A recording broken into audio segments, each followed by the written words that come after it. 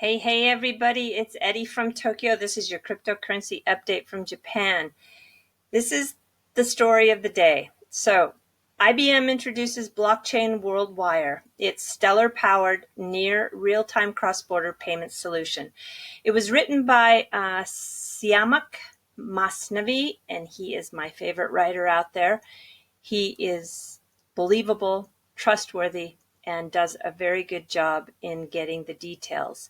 So this article tells us that IBM has quietly introduced Blockchain World Wire, what it calls the new financial rail that can simultaneously clear and settle cross-border payments in near real time, and a product that has a chance to become a competitor to Ripple's XRP. So here are the two diagrams from the IBM website, and they will show you how the system is designed to work. So currently, you know that should you have somebody who wants to make a transfer, and they use the example here, Adam. Adam brings his money to the bank, and it'll take 1, 2, 3, 4, 5, typically 6 hops before it arrives at its final destination, where Laura is waiting for her money. So under the IBM Blockchain World Wire tomorrow, they say that Adam will take his money to the bank. The bank then sends it to the World Wire, and that is basically the IBM Blockchain Global Payment Network. So it is also where the asset registry takes place, and it falls under the umbrella of the Stellar protocol. And then when it goes from there, it arrives directly to Laura's bank, so that eliminates all those hops. The process is making the cross-border payment using the Blockchain World Wire, which uses the Stellar protocol. And it has the following steps. So two financial institutions transacting together, they agree to use a stable coin, the central bank digital currency, or other digital asset as the bridge asset is between those two fiat currencies. So the institutions use the existing payment systems seamlessly connected to the World Wire's APIs, and they convert the first fiat currency into the digital asset. World Wire then simultaneously converts the digital asset into the second fiat currency, completing the transaction.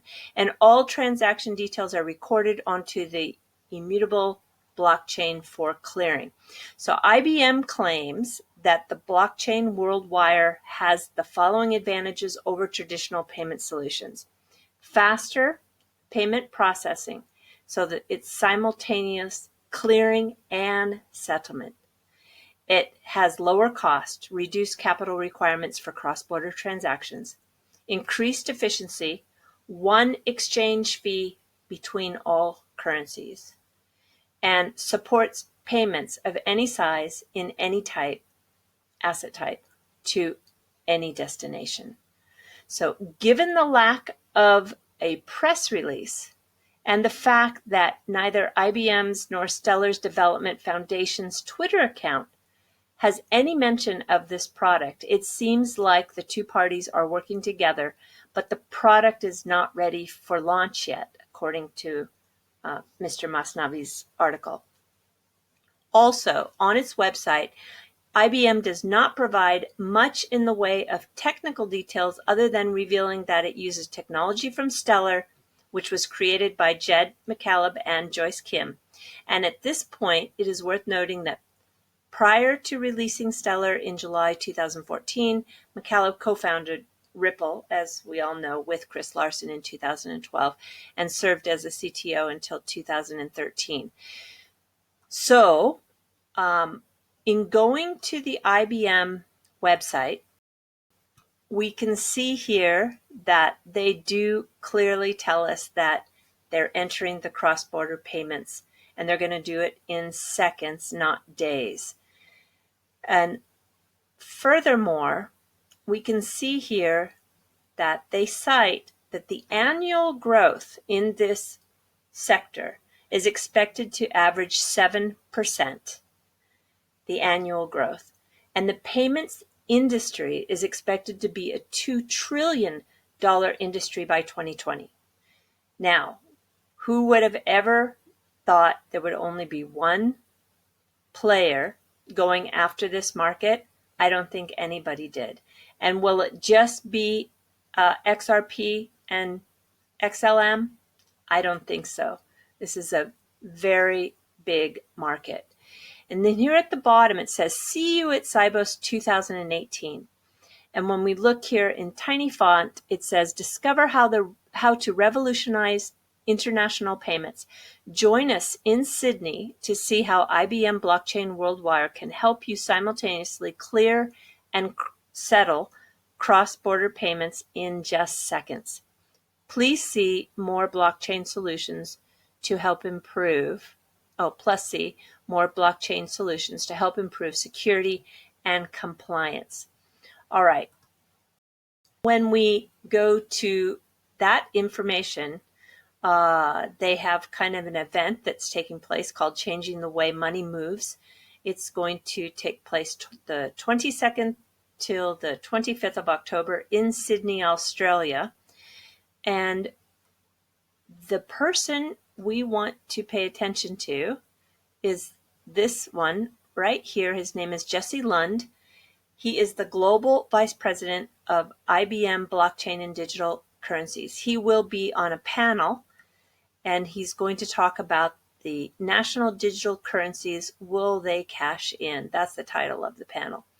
So this event will, I'm sure, tell us a lot, because at the panel that he's speaking at, actually the Financial Times, there is a gentleman who's on the panel from the Financial Times. So we're going to get a lot of coverage from this event. I'm going to share this link with you, but if we look back from an AMA with Jesse Lund in May, and it's kind of amazing, only 1,692 views. So this kind of went under the radar. This is where Mr. Lund talks about the Stellar lumens, how it's been integrated as a bridge currency. And he expects that it's going to have a broader use and adoption. So it's about halfway through this 55-minute AMA where he does specify the use of stellar lumens. And he does go on to say that out of the hundreds and hundreds of projects that they are in with the DLT, that there's not going to be one blockchain that rules it all. So he even sees the market being large enough to support more than just Stellar IBM and Ripple XRP. And I think the horse race is on. Should you want to follow closely, and especially with videos, I want you to consider, if you're not on Twitter, I want you to consider to get on Twitter. And if you are on Twitter, you want to look up Stephen Dieppe. He is in Australia. He is an XRP guy. As he says here, he kills FUDs with facts. You'll find that he will keep you up to date on what's going on. And he does it mostly with videos, which I really like. Here, just 7 hours ago, he uploaded the Kotak Mahindra Bank, the second largest private bank in India. This particular gentleman talks about accelerating cross-border remittances with RippleNet. It's great. And then if you come down here, this is another Ripple. This is with Stellar. I'm sorry. So a representative from Stellar is talking in this one about their progress. And if you come down here, This is a Ripple executive, Mr. Sagar Sabrai. Sorry, Sabrai. If I said it wrong, I'm sorry, Mr. Sabrai. I'm really bad with names. He is in the government and regulatory section of relations with the APAC in Middle East, and he is confident in this video that XRapid will go live at the end of this year. This is the big one. This is a two-part video from MUFG, and they are, of course, the fifth largest bank in the world, number one in Japan, and they have a representative that talks about how Ripple is helping to reduce liquidity cost among the group companies and their successful trial. They are operating in 50 countries, and so they are moving a lot of money. He says a huge amount of money every day among their banks. So they are completely satisfied with Ripple. Quote, Ripple is significantly faster and cheaper. So I think if you are wanting to know the current update with MUFG, this is two really great videos. And then we have here Miguel Villas. He's head of XRP Market. They talk about the payment channel and how it can scale up to 50,000 transactions per second on the XRP ledger. So, gosh, I can tell you that Stephen is doing a fantastic job at keeping the community up to date. And I know he's really going to be helping everybody stay on top of this horse race between Stellar and Ripple. Okay, well, I guess my last comments before I go to fluff is that it's a $2 trillion market, right? And SWIFT is linked to 11,000 financial institutions in 200 countries. Don't forget all the P2P lending sites that are emerging, the credit unions, the private banks, and the online banks, platforms that are emerging in this transformation of space on a very rapid level. So these venture startups now have a brand new vertical. Let me just show you one. This is a company called Novo. And Novo Bank is a place that you can go to as an app. There's no minimum balance. So unlike banks, they care about your business, not your balance. They're transparent in their pricing, so no hidden fees, only simple terms. Enjoy free business checking and credit card access. And they put the power of the bank branch into your phone and keep it simple to the core. This is the future. This is how banking is changing. Look at that. Apply for an account in minutes. So it's becoming so user-friendly, and it's being tailored to meet the needs of people who just are very comfortable to integrate your finances through a mobile app. Yeah, I just see the changes coming so fast. So my point is that the market is huge, and there's going to be a lot of people going after this space. So we shouldn't be surprised, and we shouldn't be disappointed, and we should really feel that somebody big that's entering the space just validates the fact that Ripple has identified the problem, has created the solution, it's been proven they can do it, and now there's going to be many others that follow. So that is how the world changes. Yeah, these banking platforms are amazing. This one here, Novo, is FDIC insured. It's really banking for the modern age. It's they even have a private label credit card. So the world is changing quickly. So I want to show you something that's changing in Japan. Here comes your fluff.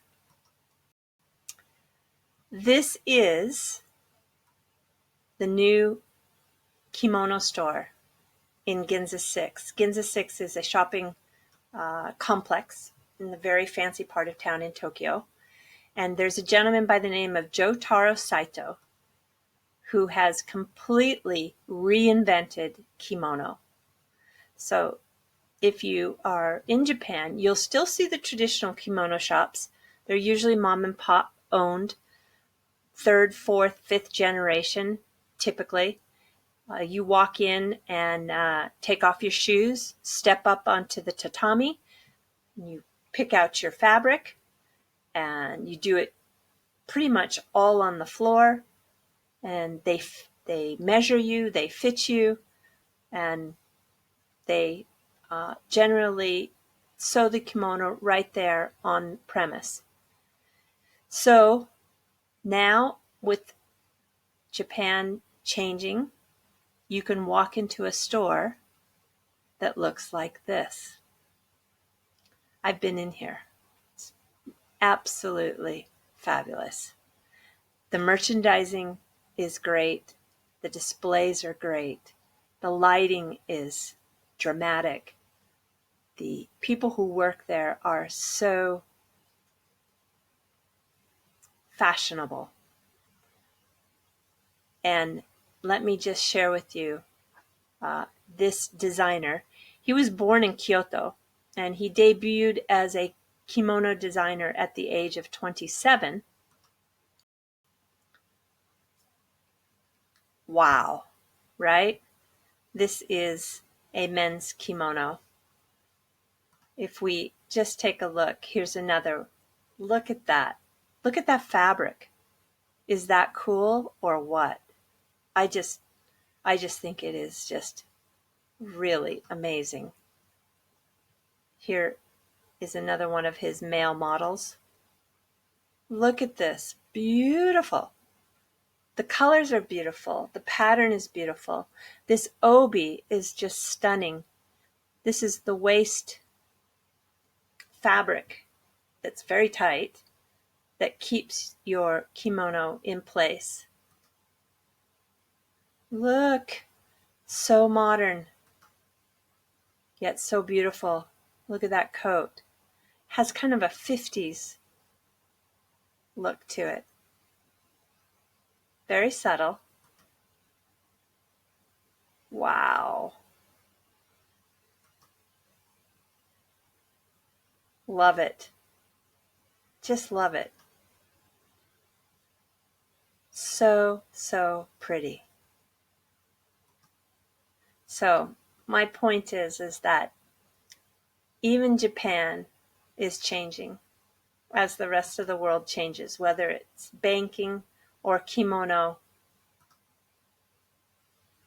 If you can reinvent yourself, you can survive. Oh, I could show you these all day. There's 55 photos. I can't do it all. I'll put the link in the comment section below.